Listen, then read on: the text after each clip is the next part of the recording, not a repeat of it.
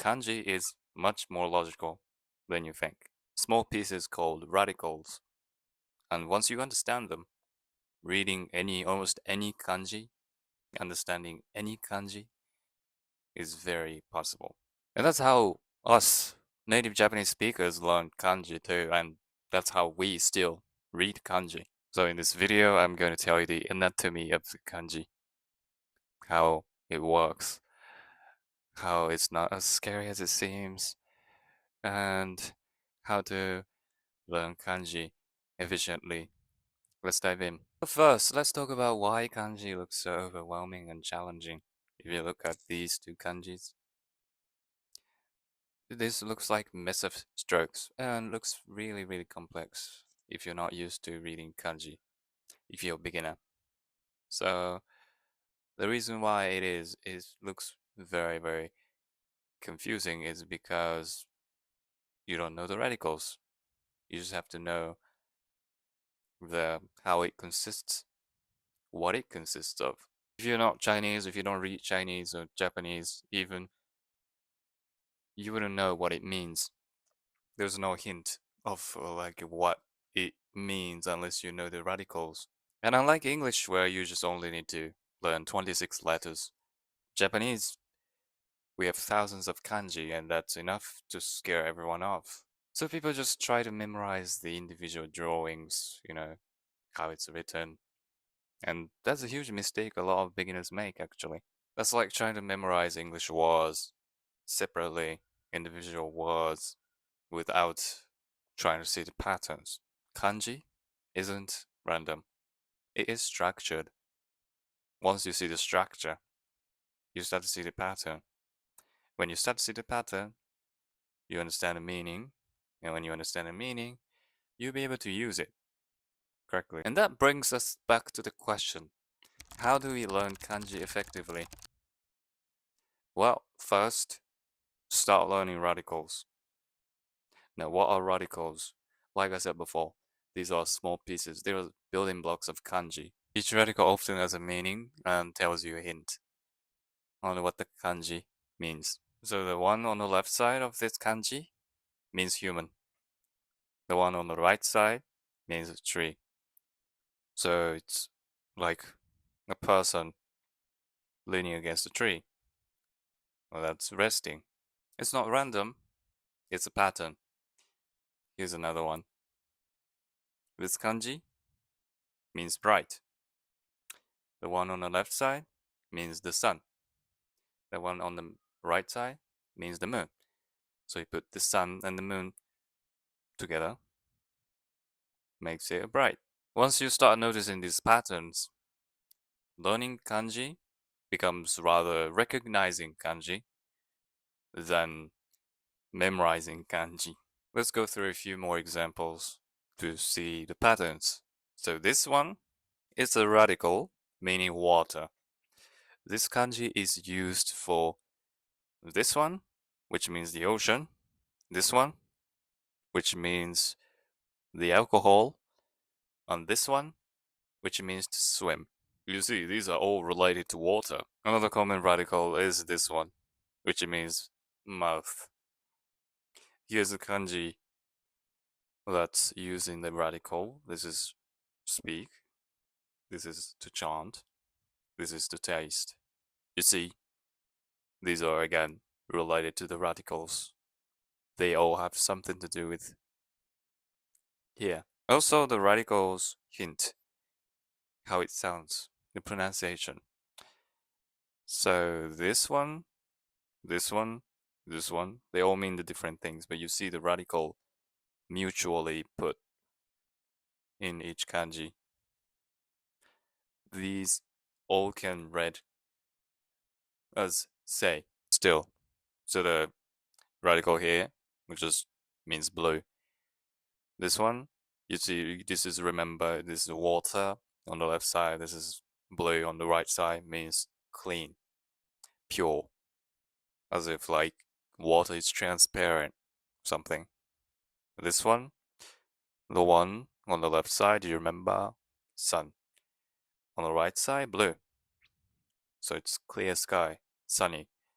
Because when it's sunny, sky is blue. So it makes sense too. If you keep everything I talked about in mind, that's a huge shortcut to learning, mastering kanji. It's around the corner. So why does it all matter? Well, instead of memorizing tens of thousands kanji, simply just learning a few building blocks called radicals is going to save you a lot of time and a lot of headaches.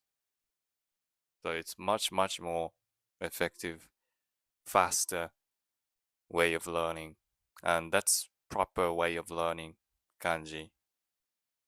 As a Japanese person, we Japanese didn't learn every single word from scratch.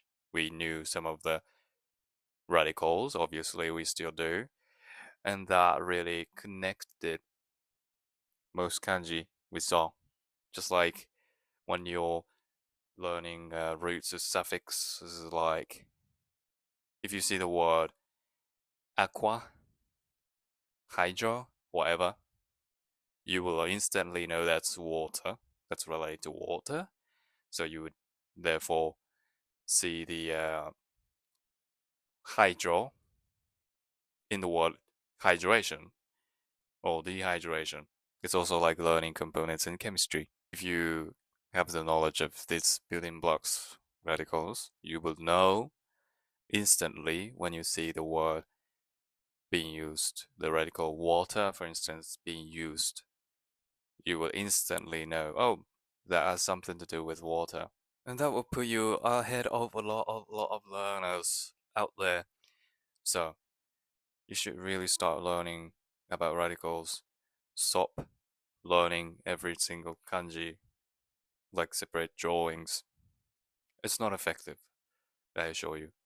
So start learning radicals now. Now the second part is learn kanji by context. For instance, if you learn this kanji, this means water, we call it mizu. You just forget because there's no context. But if you just mix them up, so the word like Wednesday, which is suyobi, let's go here. You see the water is in it. There's also the water for in a word called suye, which is to swim. It's related to swimming, so you would see the kanji. You can even make a sentence, which I recommend doing because when we learn a language, when we learn words, we do that to speak.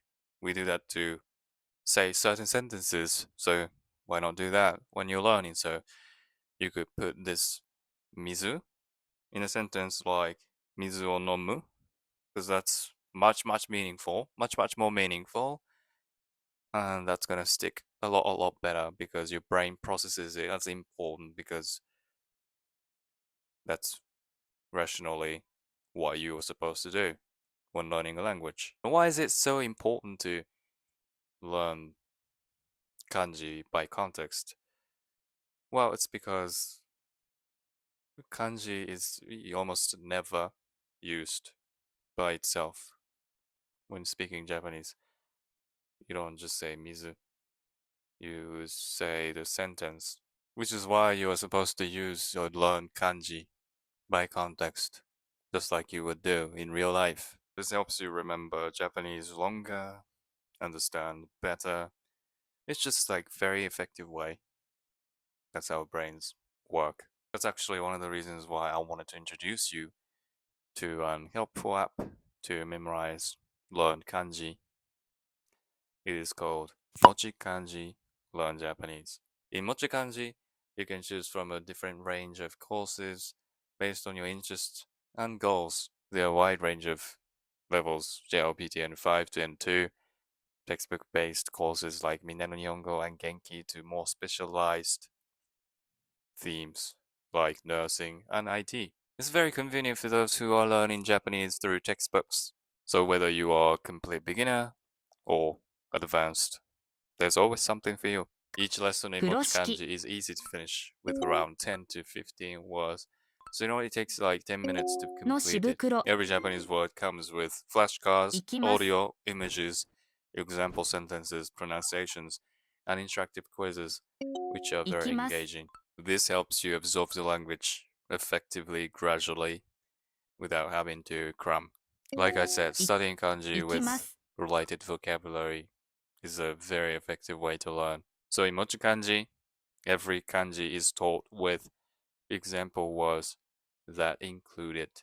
The app also shows い you the とこ pronunciation of the words, 指 so you just 定 have to remember them, memorize them, practice them as you learn. Now I will introduce you to the most unique, best feature that MochiKanji has to offer. After learning some lessons, the app will calculate and remind you to revise the learned words at the best time, called golden time. This feature is based on this learning model called spaced repetition system, where you review words at intervals. So you just need to learn kanji and words and wait for the golden time to remind you to revise the learned words. Hence, thanks to its automatic smart notification, it is effortless to learn 1000 kanji, 1000 words in a month effectively if you just follow this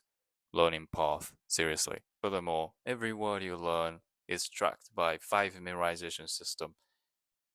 Starting level 1 means you newly learn the word. Level 5, you are very familiar with the word, you've learned it many times. You can easily check the current levels of each word in a digital notebook so you can always know which word needs more memorization, which word needs more work. Moreover, you can learn kanji characters using related vocabulary, mnemonics, and stroke orders using writing instructions. You can also search new words on the J dictionary of the app and save them for later reviewing as well. The way to access the app is also simple. You can just search on the Google Store or App Store MochiKanji Learn Japanese, and you download it and you start using it. And I'll also leave the link in the description below. You can check it out. Now, third point I want to make about learning kanji is just don't just memorize. Many learners fall into the trap of brute force learning by just writing down the same kanji 50 times over and over again, hoping it sticks, but it doesn't really. I mean, at least for the short term, it might stick, but it's not going to be effective for a long term. So what should you do instead? You should understand the kanji. Just like I talk about in the beginning of the video, radicals, small pieces. Do you see the patterns? Can you make a story, simple story out of it? Can you make a sentence? What would be the sentence using the kanji you're learning?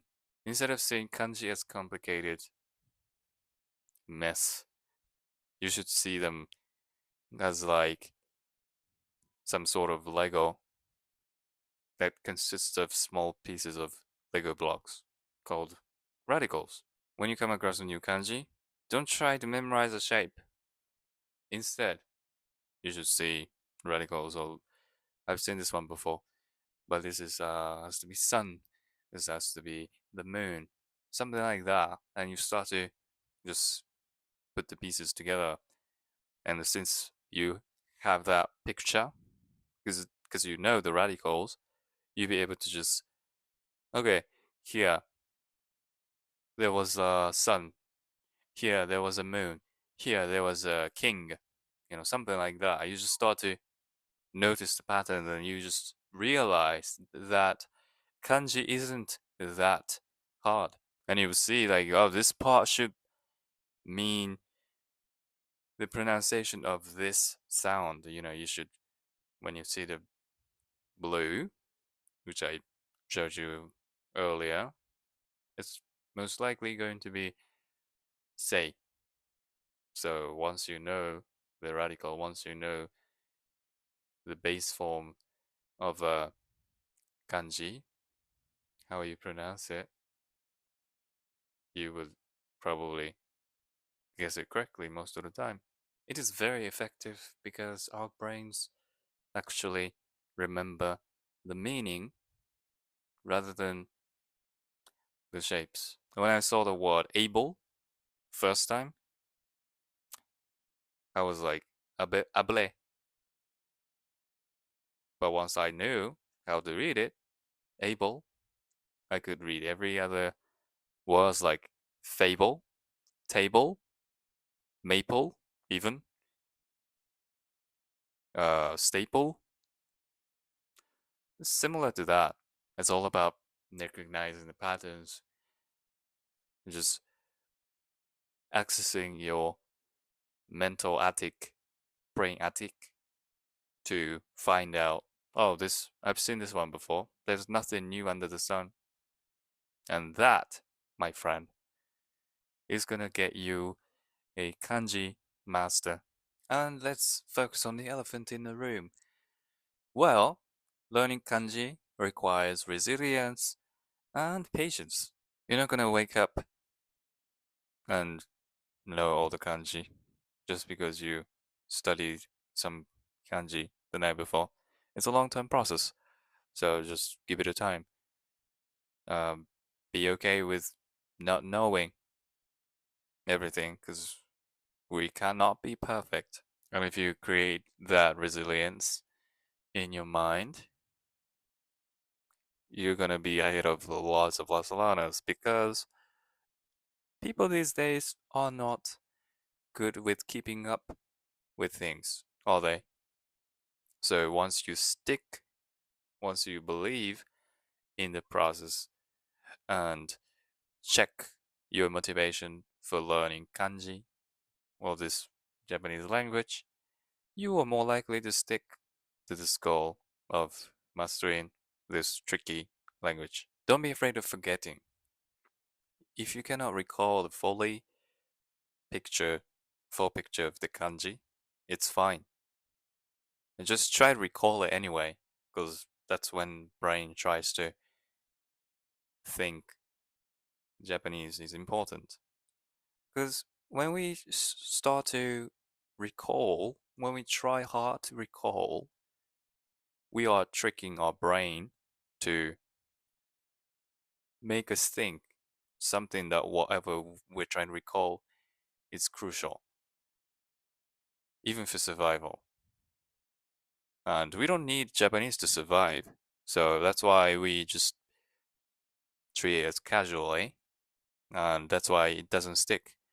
If we want things to stick, we need to trick our brains to make us think that it's very, very important.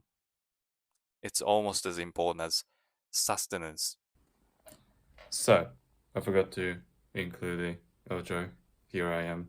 I'll see you in the next one. Until next time.